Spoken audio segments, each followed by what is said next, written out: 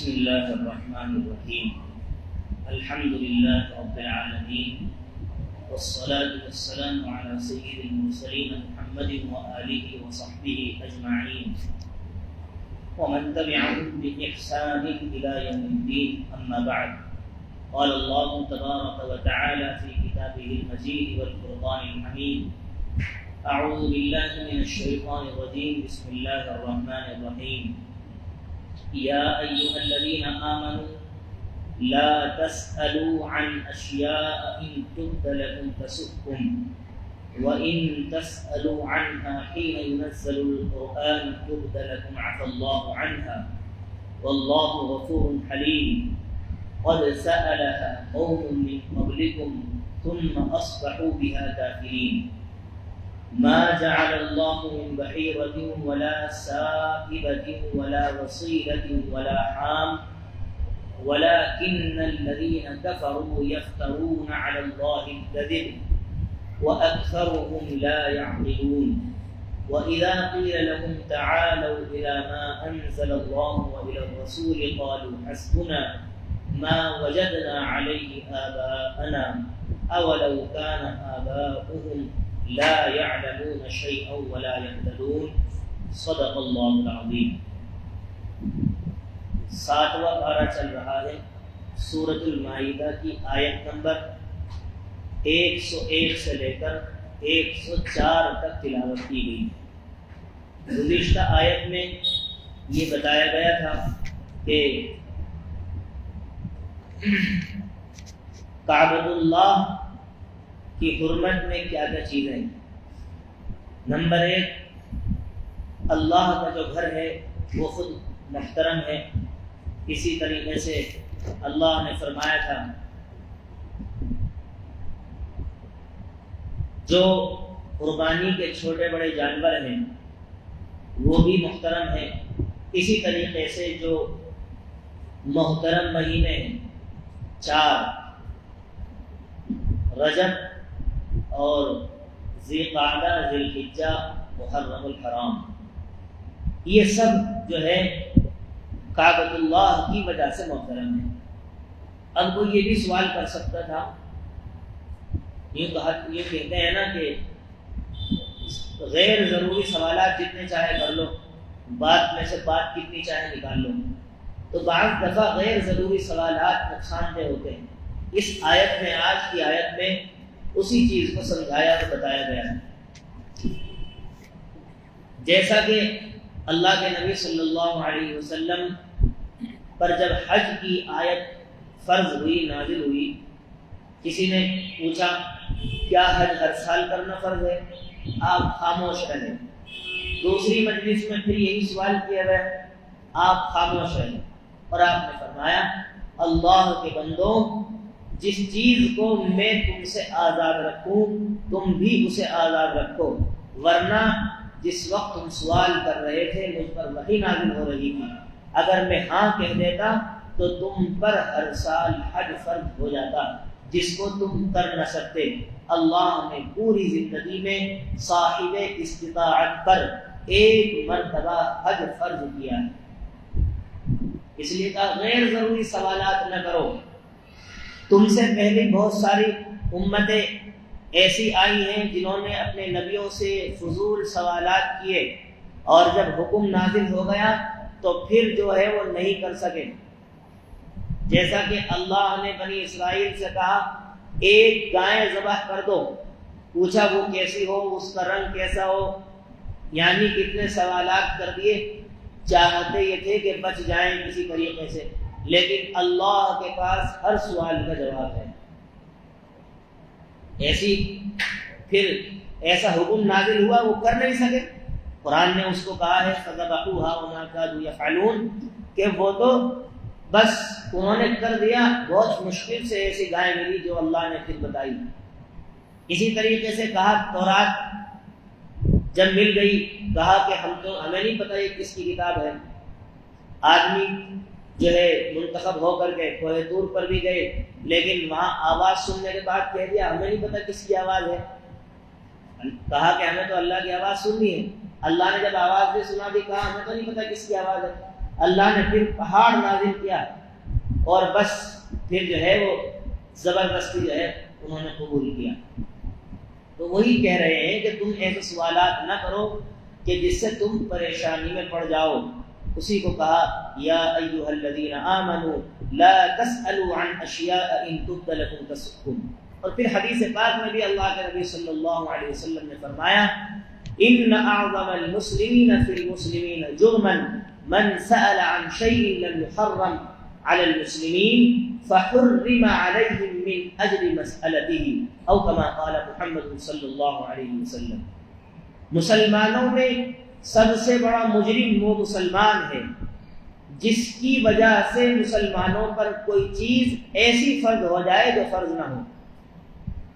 مسلمانوں میں سب سے بڑا مجرم مسلمان وہ ہے جو چیز مسلمانوں پر فرض نہ ہو اس کے پوچھنے کی وجہ سے وہ فرض ہو جائے۔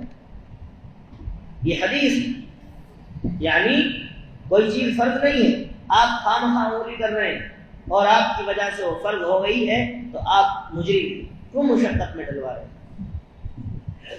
لہذا اللہ کے نبی پر جب حج کی آیت نازل ہو رہی تھی آپ سے سوال کیا گیا، آپ خاموش رہے، اور دوبارہ کیا گیا، پھر آپ نے کہا کہ مجھ سے سوال نہ کرو اس طریقے سے، ورنہ جو بتایا جائے بس اسی کو مانو، جو بتایا جائے اسی کو مانو، زیادہ فضول سوالات کرو گے تو نقصان ہوگا۔ اسی کو فرماتے ہیں یا ایھا الذین آمنوا لا تسألوا عن اشیاء ان تبد لکم تسؤکم۔ اے ایمان والو تم ایسی چیزوں کے بارے میں سوال نہ کرو کہ اگر ان کو تمہارے سامنے ظاہر کر دیا جائے تو تمہیں ناگوار گزرے۔ وَإِن تَسْأَلُوا عَنْهَا، اور اگر تم سوال کرو گے ایسی چیزوں کے بارے میں حین ينزل القرآن، جب قرآن نازل ہو رہا ہو، یعنی نزول وحی کے وقت، وحی کے نازل ہونے کے وقت، تُبْدَ لَكُمْ، تو پھر تمہارے سامنے اس کو ظاہر کر دیا جائے گا۔ کوئی چیز اگر تم وحی نازل ہونے کے ٹائم پوچھو گے تو پھر اللہ کی طرف سے تمہاری بات پر اس کو ہاں کر دیا جائے گا، تو پھر اس میں جو ہے نقصان میں پڑ جاؤ گے، تم مشکل میں پڑ جاؤ گے۔ یہ آیت اگرچہ ما سیق لأجلہ الکلام کی وجہ سے، یعنی گزشتہ جو مضمون ہے اس کی وجہ سے اگرچہ نزول وحی تشریع کے وقت کی خاص آیت ہے، لیکن عام طور پر بھی یہ کہا گیا ہے کہ فضول سوال سے پرہیز کرنا چاہیے۔ جو بات بتائی جائے صرف اتنے پر عمل کرو، خواہ مخواہ فضول سوال کرنا، وہ کہتے ہیں نا زیادہ سیانہ بننا انسان کو کبھی کبھی نقصان پہنچاتا ہے، زیادہ سیانہ بننا انسان کو نقصان پہنچاتا ہے۔ اللہ کے جو احکامات ہیں ان پر بس عمل کر لیا جائے، اسی میں ہماری عافیت ہے، ورنہ نقصان ہے۔ اللہ اور اس کے رسول جو بات کہتے ہیں ان پر عمل کرنا ہماری ذمہ داری ہے۔ واللہ غفور حلیم۔ اب تک تم نے جو کیا سو کیا، آئندہ احتیاط رکھو، اللہ آئندہ گزشتہ کی بات کو معاف کرنے والا ہے۔ واللہ غفور حلیم، اللہ تعالیٰ بخشنے والے بھی ہیں اور بہت بردبار بھی ہیں۔ قد سألها قوم من قبلکم، تم سے پہلے بہت ساری قوموں نے اپنے وقت کے نبیوں سے اس طرح کے فضول سوالات کیے، ثم اصبحوا بها کافرین، اور جب ان کے مطابق ان کو جواب ملے تو وہ کر نہیں سکتے تھے تو انہوں نے انکار کر دیا۔ عملی انکار مراد ہے، یعنی وہ کر نہیں سکے، لہذا ایسے کام نہ کرو جس سے مشقت میں پڑ جاؤ۔ اسی طریقے سے جو آیت ہے، جس طریقے سے وحی کے نازل ہونے کے وقت خواہ مخواہ سوال کر کے کسی چیز کو اپنے اوپر فرض کرانا درست نہیں ہے، اسی طریقے سے بغیر کسی نص شرعی کے، نص شرعی کس کو کہتے ہیں؟ جو قرآن و حدیث میں جو بات نہ ہو، قرآن و حدیث کی بات کو نص شرعی کہتے ہیں اور اس کے خلاف جو ہے وہ نص شرعی نہیں۔ بغیر کسی نص شرعی کے آپ خود بخود اپنے باپ داداؤں کے طریقے پر چل کر کسی چیز کو اپنے اوپر حرام کر لے، یہ بھی غلط ہے۔ آیت کا جوڑ سمجھو، جس طریقے سے بغیر جس طریقے سے وحی کے نازل ہونے کے وقت خواہ مخواہ فضول سوال کر کے اپنے اوپر کسی چیز کو فرض کرانا درست نہیں ہے، اسی طریقے سے اپنے باپ داداؤں کے طریقے پر چلتے ہوئے خواہ مخواہ کسی چیز کو اپنے اوپر حرام کرنا یہ بھی درست نہیں ہے۔ باپ داداؤں اور اسلاف کا طریقہ اس وقت قابل عمل ہے جب وہ قرآن و حدیث کی روشنی میں درست ہو، اور جب وہ قرآن و حدیث کی روشنی میں درست نہ ہو تو پھر ان کی بات نہیں مانی جائے گی۔ جب لوگوں کو سماج کی برائیاں بتائی جاتی ہیں کہ یہ شادی بیاہ کی رسومات غلط ہیں، یہ صحرا باندھنا درست نہیں ہے اور بارات چڑھانا درست نہیں ہے، تو پھر لوگ کہتے ہیں جی کہیں سے تو چلی رہی ہوگی۔ میرے بھائی، آپ اگر قرآن و حدیث میں یہ ساری چیزیں ہیں تو دکھائیے یہ کہاں سے آئی ہے، یہ بھی سوال ہوتا ہے، یہ آئی کہاں سے؟ ہم لوگ ہندوستان میں جو لوگ اصلی سید ہیں، سید تو بہت سارے ہیں مارکیٹ میں، نقلی نہیں، اصلی ہیں، جن کا نسب نامہ واقعتاً حضور سے جا کر ملتا ہے، وہ تو جو ہے جو سمجھو کہ پہلے سے مسلمان ہیں۔ ورنہ آپ اگر دیکھیں گے ہندوستان میں جتنی برادریاں اور کاسٹ پائی جاتی ہیں مسلمانوں میں، اکثر وہ ہیں جو کچھ صدی پہلے، کچھ سال پہلے آپ جائیں گے تو وہ اسلام والے نہیں تھے، کنورٹڈ مسلمان، یعنی ان کے باپ دادا زیادہ پرانے زمانے میں مسلمان نہیں تھے، غیر مسلموں سے مسلمان بنے۔ تو اسی طریقے سے ان کی رسومات بھی ہمارے اندر داخل ہوئی ہیں، یہ صحرا، گھوڑی چڑھنا، اسی طریقے سے بینڈ باجا بجانا، اور یہ ہلدی کا سسٹم ہو یا اور دیگر جتنی بھی رسومات ہیں، سب غیر مسلمین سے آئی ہیں۔ نکاح میں صرف 6 چیزیں ہیں، میں اکثر بتاتا ہوں، 2 فرض ہیں، 1 واجب ہے اور 3 سنت ہیں۔ 2 فرض کیا ہیں؟ لڑکا لڑکی کا آپس میں قبول کرنا، اس کو کہتے ہیں ایجاب و قبول، یہ 1 فرض ہے۔ دوسرا فرض ہے 2 گواہوں کا ہونا۔ ایک واجب جو ہے مہر، اب اس میں بھی ایک الگ کانسیپٹ ہے، مہر کے بارے میں جب بات آتی ہے تو کہتے ہیں کم سے کم بندھنی چاہیے جو ادا ہو سکے۔ تیری نیت ہی نہیں ہے ادا کرنے کی، تیری نیت نہیں ہے ادا کرنے کی، کہاں سے آپ کا یہ نظریہ ہی غلط ہے۔ میرے بھائی مجھے ایک بات تو بتاؤ، جب آپ اس نظریے پر رہو گے کہ کم سے کم مہر بندھنی چاہیے تو مہر فاطمی کون ادا کرے گا؟ مہر فاطمی کیا ہے؟ 1.5 کلو تقریباً چاندی ہے، اس سے بھی زیادہ، 152 تولہ کے آس پاس چاندی ہے، اس کی قیمت 1 لاکھ روپے سے زیادہ بیٹھتی ہے آج کے وقت میں۔ مجھے بتاؤ اگر کم سے کم مہر باندھی جائے گی تو مہر فاطمی کی سنت کون ادا کرے گا؟ اللہ کے نبی نے جو ہے مہر فاطمی دی ہے، اور ایک بیوی کا مہر 500 درہم تھا، 500 چاندی کے سکے۔ کوئی پوچھے ذرا نبی کا کون سا بزنس تھا؟ لیکن میں یہ بات کہا کرتا ہوں بزنس سے نہیں ہوتا، دل سے ہوتا ہے۔ ایک آدمی کے پاس کروڑ روپے ہیں، وہ زکوٰۃ نکال لے رہا ہے 1 روپے کی بھی، اس کا مال تو کباڑا ہے بالکل، وہ ایسا ہے جیسا فقیر اور قلاش۔ اور جس آدمی کے پاس 2 لاکھ روپے ہیں اور وہ ان کی زکوٰۃ 5000 روپے نکال رہا ہے، تو ہماری نظر میں، اسلام کی نظر میں وہ بہت اچھا ہے، صحیح معنی میں اس کو مالدار کہا ہے۔ ایک آدمی کروڑ پتی ہو کر بھی زکوٰۃ نہیں نکالتا، اس کا پیسہ تو بے سود ہے، حرام ہے، وہ سارا پیسہ وہ خراب کر دے گا جو زکوٰۃ نہیں نکالے گا، کیونکہ اس میں غریب و مسکینوں کا حق مارا جا رہا ہے۔ لہذا یہ بات کہنا اور یہ نظریہ، ہم بھی نکاح پڑھاتے ہیں مسلسل، مسئلہ یہ ہے کہ اس وقت بحث کرو تو انہیں کچھ بھی سمجھ میں نہیں آنا، کیونکہ وہ جو سوچ کر آیا ہے گھر سے وہی کرائے گا۔ ایک سے تو ملاقات ہوئی، کہہ رہا ہے 8 آنے مہر باندھو، کتنی؟ 2022-23 میں وہ 8 آنے مہر بندوا رہا ہے۔ اس سے ذرا یہ پوچھو کہ کس کی ناک پہ رکھے گا بھائی؟ مسئلہ نہیں پتا لوگوں کو، اپنی طرف سے مسئلے بنائے ہوئے ہیں کہ جی شرع پیغمبری یہ کوئی مہر نہیں ہوتی، لوگوں میں خواہ مخواہ اڑی ہوئی ہیں باتیں، یہ کوئی مہر نہیں ہے۔ مہر فاطمی اصل مہر ہے، مہر فاطمی جس کا وزن تقریباً 152 تولہ کے آس پاس ہے۔ جس کی قیمت 1 لاکھ روپے سے زائد. یہ کون مانتا نہیں ہے؟ اور یہ بہت آسان ہے بھئی. غریب سے غریب آدمی بھی 1 لاکھ روپے کے زیورات کم سے کم اپنی جو ہے بیوی کو دیتا ہے، چڑھاتا ہے، جس کو ہم کہتے ہیں بری چڑھانا. مجھے بتائیے 1 لاکھ روپے آپ زیورات چڑھا رہے ہیں، پہننے تو پھر بھی عورت کو ہیں، آپ اس کو نہیں پہن سکتے. مرد کے لیے سونا حرام ہے، انگوٹھیاں ملتی ہیں، سسرال سے خوب پہنے پھرتے ہیں، ان کو یہ بھی سلیقہ نہیں ہوتا کہ یہ چیز حرام ہے. بھئی آپ ادھر سے وہ زیور لے کر آئے، چاہے آپ چڑھائیں، پہننے عورت کو ہیں، آپ اس کو مالک بنا کر کیوں نہیں دیتے؟ مسئلہ کیا ہے کہ اگر کچھ بیچ میں دراڑ آ جائے، طلاق کا مسئلہ ہو جائے، تو یہ بری پہ چڑھے ہوئے واپس مل جاتے ہیں اور جس کی مالک ہے وہ نہیں ملیں گے. بس یہاں ہے فرق. آپ اس کو مالک بنا کر دیجئے اور جیون ساتھی بنا کر قبول کیجئے. اللہ تعالیٰ زندگیوں میں ایسی ہی برکت ڈالے گا. جب ذہنوں میں ہی پہلے سے فطور ہے، لڑکی والا اگر 15 لاکھ دے رہا ہے، وہ چاہتا ہے کہ کہیں نہ کہیں ایٹھے، اور وہ جوتا چرائی پر اور دیگر جگہ جو ہے وہ بڑا کر لڑائیاں بھی ہوتی ہیں.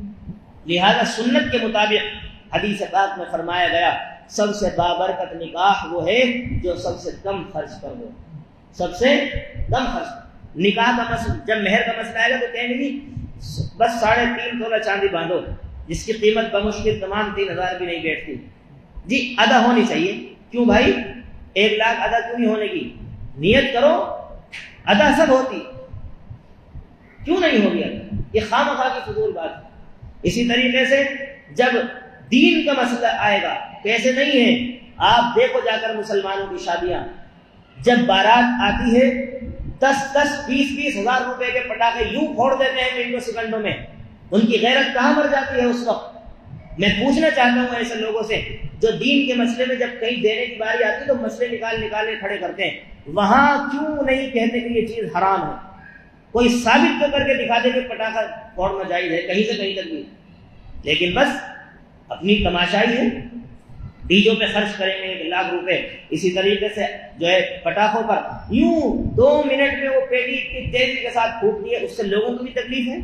بائی چانس کہیں وہ گر جائے اور اس سے جو ہے شارٹ سرکٹ ہو جائے، پتہ نہیں کتنے سارے نقصانات. لیکن وہاں ہمیں پیسوں کی ویلیو نظر نہیں آتی. مہر کا مسئلہ آئے گا تو کہتے سب سے کم ہوگی. یہ غلط بات ہے. آپ مہر زیادہ دیں. مہر فاطمی کی جو مقدار بتائی ہے وہ حضور نے ادا کی ہے. ہم تو جو بنواتے ہیں نا کم بھی، وہ بھی نہیں دیتے ہیں، معاف کرا لیتے ہیں. اور وہ عورت ہے بیچاری کمزور، وہ تو کر ہی دیتی ہے معاف. تو میں بات یہاں سے چل رہی تھی کہ مہر واجب ہے. جس طریقے سے 3 بطر پڑھنا واجب ہے، ایسے ہی مہر واجب ہے. اور 3 سنت ہے نکاح کی. وہ کیا ہیں؟ سہارے تقسیم کرنا، ولیمہ کرنا اور نکاح کا خطبہ پڑھنا. ان 6 چیزوں میں آپ کا نکاح ہو گیا. بس نہ جوتا چرائی، نہ صحرا، نہ بھابھیوں سے سرما لگوانا. کیا ہے؟ دیور کو موت بتایا گیا ہے، دیور کو حدیث سے موت بتایا گیا ہے. لیکن میں کہتا ہوں یہ اگر کچھ چیزوں پہ کنٹرول ہو جائے تو سماج کا بہت بڑا طبقہ سدھر سکتا ہے. گھروں کے جو حالات جہنم کا نمونہ بنے ہوئے ہیں، ان پر کنٹرول کرنے کی ضرورت ہے. تو یہ چیز ہے. لہذا 6 چیزوں میں نکاح ہو سکتا ہے. کوئی اتنا بڑا مسئلہ نہیں ہے. لیکن مسئلہ یہ ہے کہ ہم نے اس کو خواہ مخواہ اپنے اوپر لازم کر لیا کہ فلاں کی ملائی نہیں کریں گے تو یہ ہوگا یہ ہوگا. پتہ نہیں کیا کیا چیزیں اپنے اوپر فرض کر رکھی ہیں سراسر نبی کے حکم کے خلاف. پھر کہتے ہیں نکاح میں برکت نہیں ہے. اللہ کے نبی نے فرمایا ان اعظم النکاح برکتا ایسر مؤونۃ، سب سے برکت والا نکاح وہ ہے جو سب سے کم خرچ کرو. اور ہمارا کیا ہے؟ سب سے زیادہ خرچ کرو. کرو زیادہ خرچ، جائز تو کرو. اکثر چیزیں ناجائز ہوتی ہیں. کس نے کہا ہے 20-20 25-25 ڈش کھلانے کے لیے؟ کیا ہوتا ہے؟ آدھی کھاتا ہے انسان، آدھی پھینک دیتا ہے.